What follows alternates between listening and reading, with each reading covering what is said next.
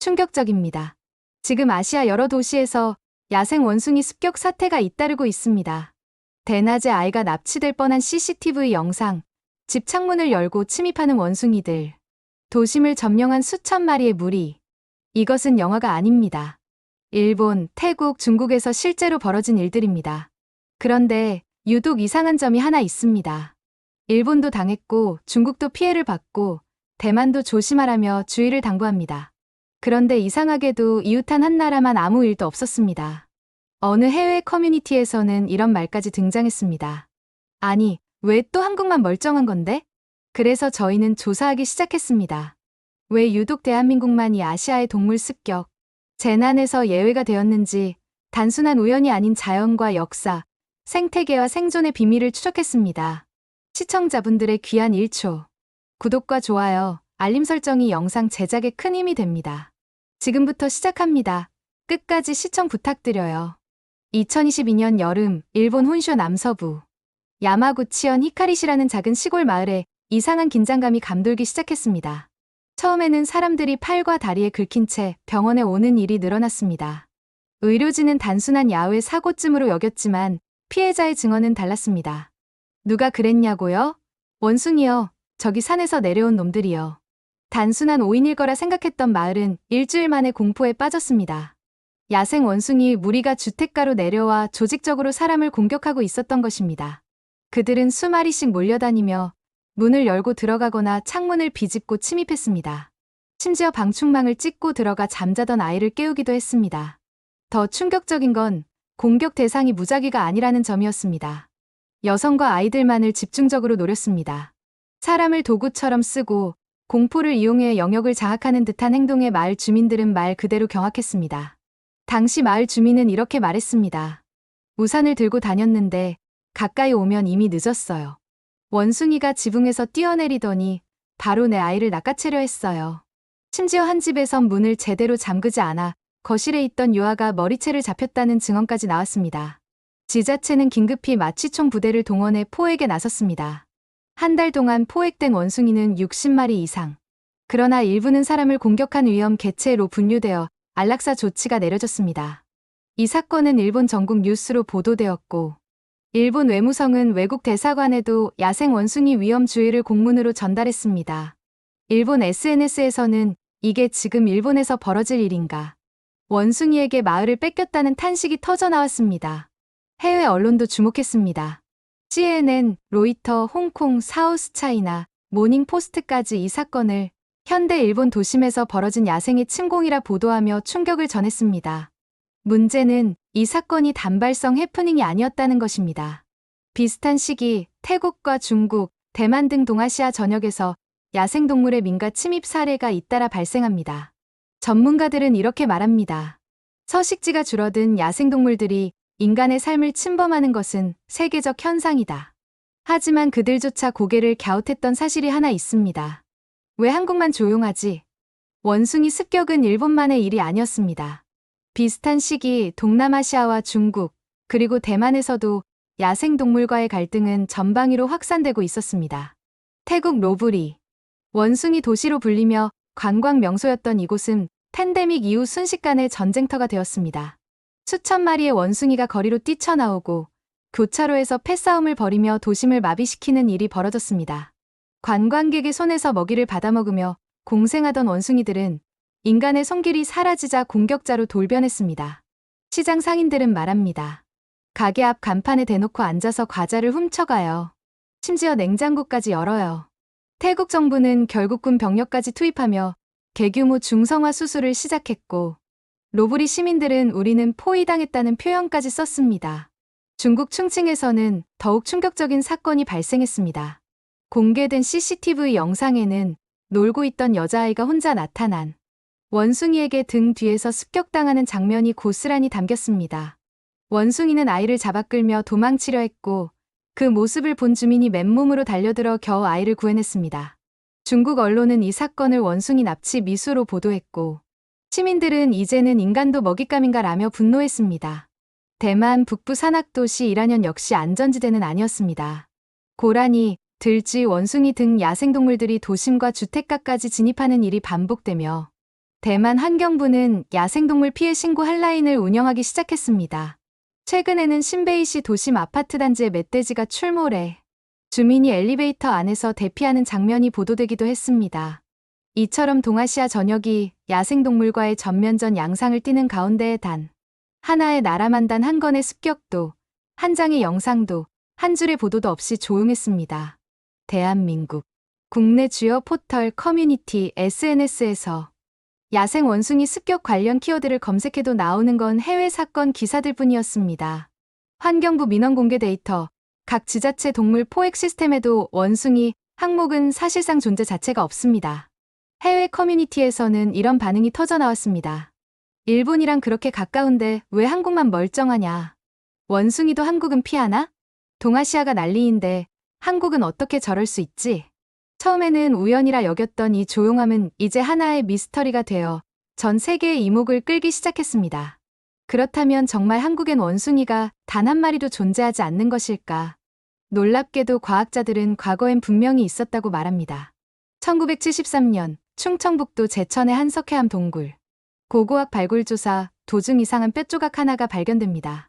당시에는 명확한 판별이 어려웠지만 수십 년 후 재검토를 통해 이 뼈는 마카카 속 원숭이의 상완골, 즉 구석기 시대에 살았던 야생 원숭이의 흔적이라는 결론이 내려졌습니다. 2004년 강원도 영월의 한 동굴에서도 유사한 형태의 치아와 골편이 출토되었고 이 역시 고대 영장류의 것으로 추정된다는 감식 결과가 나왔습니다. 이를 바탕으로 한반도 중부, 이북 지역에는 약 1만 년 전까지 원숭이가 서식했을 가능성을 제기했습니다. 문헌 기록도 일부 존재합니다. 삼국유사에는 백제 시절 승려 도인의 참수 장면 뒤에 원숭이들이 모여 울었다는 비현실적인 서술이 등장합니다. 조선 왕조실록에도 몇 차례 외국에서 원숭이를 진상했다는 기록은 있으나 국내에서 포획되었다는 문구는 단 한 줄도 나오지 않습니다. 즉, 화석과 흔적은 분명히 있지만 어느 시점 이후 원숭이는 완전히 자취를 감췄습니다. 왜 그랬을까? 학자들은 한반도에서 원숭이가 사라진 이유로 빙하기 시기, 급격한 기온 저하와 생태계의 변화를 가장 큰 원인으로 꼽습니다. 한반도는 지리적으로 유라시아 대륙과 접해 있으면서도 국한산맥과 태백산맥, 소백산맥 등이 연속된 고산지대를 이룹니다. 이는 고온다습한 아열대성 기후에 익숙한 원숭이들에게는 치명적 환경이었습니다. 한마디로 견디지 못하고 떠났거나 버티다 죽은 것입니다. 그 결과 지금의 대한민국은 아시아에서 유일하게 야생 원숭이 자생지가 존재하지 않는 나라가 되었습니다. 이 조용한 나라에는 사실 오래전부터 원숭이가 조용히 사라져 있었던 것입니다. 그런데 이 이야기는 단지 기후 탓만으로 끝나지 않습니다. 생존을 막은 진짜 이유는 그보다 훨씬 무서운 천적들 때문이었습니다. 빙하기의 혹독한 추위는 원숭이에게 치명적이었지만 더 무서운 것은 한국 땅에 존재했던 포식자들이었습니다. 한반도는 단순히 추운 곳이 아니라 약한 생명체가 살아남을 수 없는 땅이었습니다. 한반도에는 수십만 년 전부터 시베리아 호랑이가 서식했습니다. 기록상 조선 후기까지 실존했으며 경상도, 강원도, 평안도 곳곳에서 사람을 습격한 사례가 실록에 등장합니다. 심지어 과거 시험을 보러 가던 선비가 호랑이에게 물려 사망했다는 기록도 남아 있습니다. 단순히 한 마리 두 마리의 문제가 아니었습니다. 조선은 호랑이를 호환이라 불렀고 국가 차원에서 포획 장려금을 지급할 정도로 실질적 위협이었습니다. 전문적으로 호랑이를 잡는 사람들, 차코갑사까지 존재했을 만큼 한국은 포식자의 왕국이었습니다. 그뿐만이 아닙니다. 표범, 살곰, 살쾡이, 수림애, 올빼미 같은 중소형 포식 동물들도 한반도 전역에 퍼져 있었습니다. 이들은 모두 원숭이의 천적입니다. 나무를 타거나 무리를 지어 도망치는 원숭이도 이 끈질긴 사냥꾼들 앞에서는 속수무책이었을 것입니다. 일본에는 왜 이런 천적이 없었을까? 학자들은 일본 열도가 대륙과 단절되던 시기, 이 포식자들이 바다를 건너지 못한 채 일본 땅에 진입하지 못한 것이라고 설명합니다. 실제로 일본에는 호랑이 표범 살쾡이의 화석조차 발견되지 않습니다. 반면 한국은 대륙과 연결된 지리 특성상이 거대한 맹수들이 전방위로 유입되고 번식할 수 있었던 구조였습니다. 생존은 단순히 기온만의 문제가 아니었습니다. 한국에서 살아남으려면 하루하루가 생과 사의 경계였습니다. 이런 생태계 구조 속에서 원숭이는 비교적 약한 종이었습니다. 빠르지 않고 이빨도 약하고 집단 방어 능력도 떨어지는 그들은 점점 산속으로 밀려났고 결국 천적에게 잡아먹히며 멸종의 길로 들어선 것입니다. 다시 말해 한국 땅은 그저 추운 곳이 아니라 생존력이 약한 생명체에겐 허락되지 않는 공간이었습니다. 그래서 오늘날에도 한국에는 유해, 야생 원숭이의 습격 사례가 단 한 건도 없고 그 흔한 침입조차 이뤄지지 않는 것입니다. 왜냐하면 아예 살지 못하기 때문입니다. 문득 이런 생각이 들 수도 있습니다. 그래도 요즘엔 호랑이도 없고 포식자도 사라졌는데 이제는 원숭이도 살 수 있는 거 아닌가? 하지만 현실은 정반대입니다. 지금의 대한민국도 유해종에게는 끝없는 시험장이자 무덤에 가깝습니다. 우선 가장 대표적인 사례는 붉은 불개미입니다. 이름부터 위협적인 이 개미는 미국과 호주에서 생태계 파괴 1급 침입종으로 분류됩니다. 작은 개미지만 독성이 강해 어린이나 노약자가 물리면 쇼크를 유발할 수도 있는 생물학적 위험종입니다. 2000년대 초 중국을 거쳐 아시아 전역에 확산된 이 개미는 싱가포르, 말레이시아, 일본 등 여러 나라에서 군대까지 동원해 방역 작전을 벌인 적이 있습니다. 그런데 이 개미가 한국에 들어온 적이 있습니다. 항만을 통해 부산, 인천, 평택 등지로 유입됐고 한때는 언론도 한국 상륙이라는 제목으로 보도했었습니다. 하지만 그 결과는 의외였습니다. 확산되지 못했습니다. 번식도 실패했습니다. 결국 살아남지 못했습니다. 왜일까? 한국은 그 짧은 시간에도 철저히 대응했습니다. 기상청 환경부 지자체 항만청이 실시간으로 연결된 입체적 방역체계가 작동했고 토양, 온도, 서식지 변화, 예상 경로까지 예측해 미리 방역을 완료했습니다. 그리고 결정적으로 한국의 겨울은 이 개미에게 너무 혹독했습니다. 이뿐만이 아닙니다. 과거 베트남 전쟁 당시 식량 자원으로 들여온 황소개구리도 한국 생태계에서 일시적으로 번식했지만 결국 강력한 추위와 먹이 경쟁에서 밀려 자취를 감췄습니다. 최근 몇 년간의 조사에서도 생태계 교란종이던 황소개구리는 현재 번식 속도가 거의 사라진 수준이라는 보고가 나올 정도입니다. 또 하나, 1990년대 들어 일본을 통해 유입된 외래종 베트남산 들개구리. 역시 경남 해안가 습지에서 발견됐지만 기후를 견디지 못하고 3년 만에 사라졌습니다. 이쯤 되면 알 수 있습니다. 지금 이 순간도 대한민국은 유해종의 무덤이라는 사실을요. 그 어떤 유해종도 이 땅에선 쉽게 뿌리내릴 수 없습니다. 왜냐하면 대한민국은 단순한 선진국이 아니라 천연 방역 시스템과 극단적 기후, 그리고 높은 시민 경계의 3중 필터가 작동하는 나라이기 때문입니다. 심지어 이런 말도 있습니다. 한국에서는 유해종도 예외 없이 교육받는다. 어느 날 갑자기 나타났다가 시민의 제보와 행정 시스템, 겨울기온 앞에서 조용히 사라진다는 뜻입니다. 지금 아시아 여러 나라들이 고라니, 멧돼지, 원숭이, 야생달, 뱀 때문에 골머리를 앓고 있을 때 대한민국은 그 모두에게 단 하나의 메시지를 남깁니다. 살고 싶으면 여긴 오지 마라. 그런데 여기서 끝이 아닙니다. 더 놀라운 이야기가 있습니다. 한국에서조차 간신히 살아남은 생명체가 해외로 넘어갔을 때 그들은 전혀 다른 존재로 변합니다. 그저 조용히 살아있던 생명체가 외국의 생태계에선 재앙이 되기 시작한 것입니다. 대표적인 사례가 참깨입니다. 한강 하류와 낙동강 일대 일부 민물과 바닷물이 만나는 지역에서만 제한적으로 발견되던 이 한국산 참깨는 식용 가치도 있지만 한국 생태계에서는 그다지 특별한 존재가 아니었습니다. 경쟁 어종과 맹금류, 기후 영향으로 자연 증식도 어렵고 서식지도 좁았기 때문입니다. 하지만 이 참깨가 1980년대 독일 라인강으로 유입되자 상황은 180도 달라졌습니다. 포식자가 없고 수온도 상대적으로 따뜻한 독일 환경에서의 참깨는 단숨에 번식력을 폭발시켰고 결국 전력시설의 냉각 배관을 막아버리는 사고를 일으켰습니다. 독일 전력청은 이로 인한 피해를 수십억 원 규모로 추산하며 참깨를 기계 마비 생물이라 부르기 시작했습니다. 또 있습니다. 한국 미꾸라지. 한국에선 도심 하천, 논, 습지에 가끔 출몰하는 작은 어종으로 크게 주목받지 않는 생물입니다. 하지만 미국과 뉴질랜드, 오스트레일리아로 유입되자 그들은 곧바로 최상위 잡식종으로 군림하기 시작했습니다. 생존력이 워낙 뛰어나 웬만한 오염된 물에서도 버티며 다른 어종의 산란장을 파괴하고 심지어 배관을 타고 하수시설까지 진입해 도시 하수 생태계까지 교란시키는 수준에 이르렀습니다. 미국 언론은 이를 두고 이렇게 보도했습니다. K물고기 생존력은 무기급이다. 실제로 뉴질랜드 정부는 한국산 미꾸라지를 생태계 파괴, 1급 침입종으로 분류하고 수입을 전면 차단했습니다. 그들은 이렇게 말했습니다. 이 생명체는 살아남기 위해 무엇이든 할 수 있다. 심지어 한국산 바늘벌레, 달개비 식물, 볏짚, 해충 등도 동남아 지역과 유럽 일부 지역에서 침입종 판정을 받고 통제 대상이 되었습니다. 놀랍지 않습니까? 한국에서조차 살아남기 벅찼던 개체들이 외국에선 마치 자연의 주인처럼 군림하고 있다는 사실. 이는 결국 하나의 진실을 증명합니다. 대한민국은 약한 생명체에게는 무덤이지만 그곳에서 살아남은 생명은 전 세계 어디서든 최상위로 떠오른다는 것. 이제는 세계 각국이 스스로 경계합니다. 한국산 생명체는 조심하라. 그들은 생존력이 아니라 전략이다.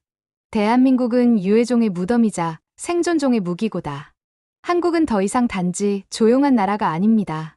생존의 기준점이자 다른 나라엔 없는 필터의 땅입니다. 한국이라는 땅에서 유해종은 살아남지 못하고 오히려 그 땅에서 살아남은 생명체는 해외에서 괴물이 되었다는 사실이 알려지자 세계는 충격을 넘어 분석과 벤치마킹으로 방향을 바꾸기 시작했습니다. 가장 먼저 반응한 곳은 유럽 생태계 연구기관이었습니다. 특히 독일 연방자연보호청은 2023년 보고서에서 한국의 참개가 라인강에서 보여준 폭발적 생존력의 원인을 분석하면서 이 한 문장을 남겼습니다.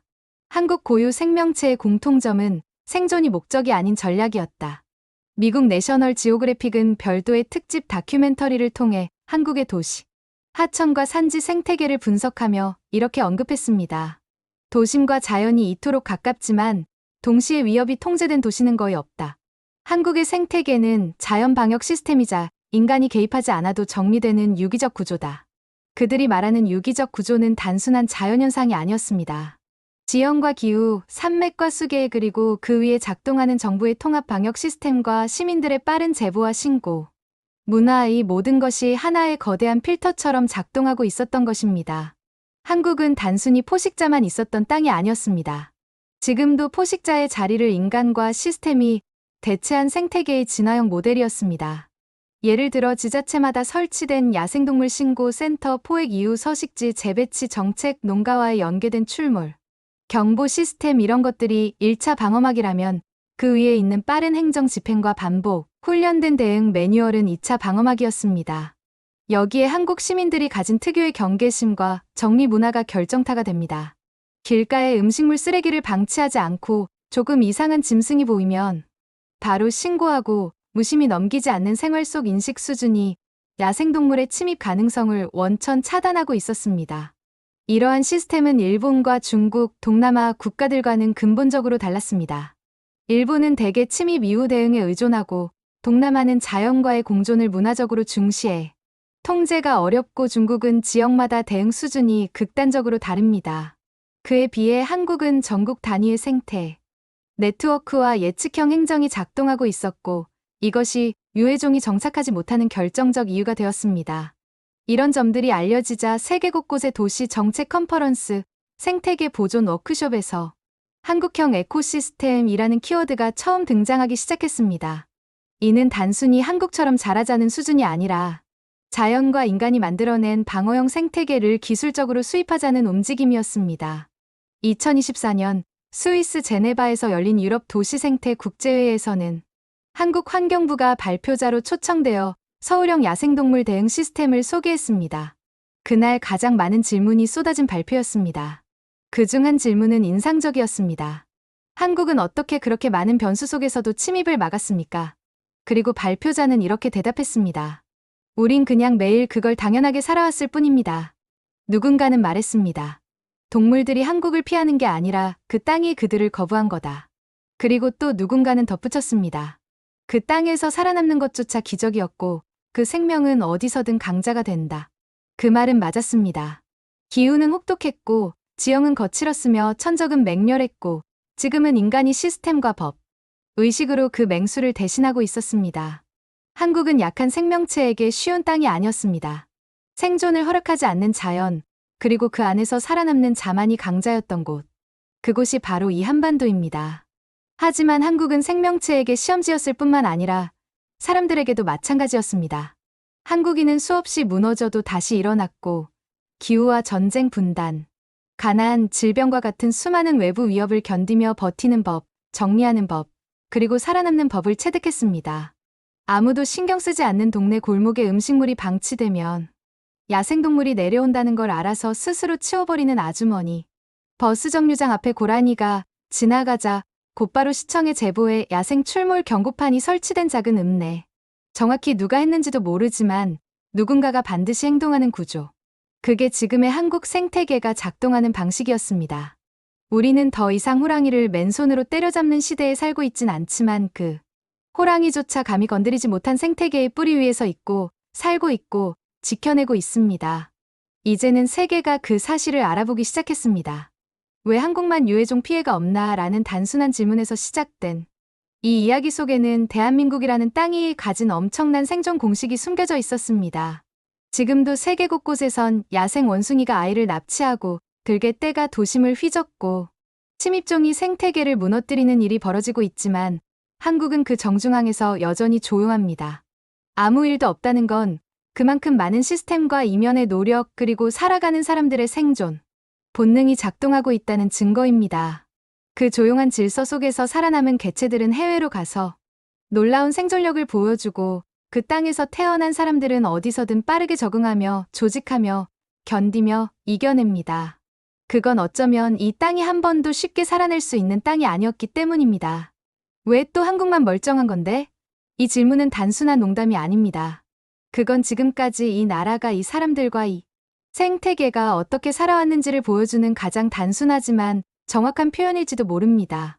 그리고 지금 그 나라에서 살아가고 있는 우리 모두는 그 질문에 대한 살아있는 답변입니다. 우리가 무심코 지나쳤던 거리의 평온, 밤에도 안심하고 걷는 마을 골목, 쓰레기통을 뒤지는 야생동물이 없다는 당연한 현실.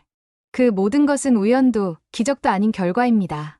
수천 년을 걸쳐 생존을 위해 정리되고 필터링된 땅, 자연과 인간이 함께 만들어낸 질서의 구조. 그 정중앙에 오늘의 우리가 서 있습니다. 대한민국은 그 자체로 살아남은 자의 땅입니다. 그리고 우리는 그 땅에서 살아가는 사람들입니다.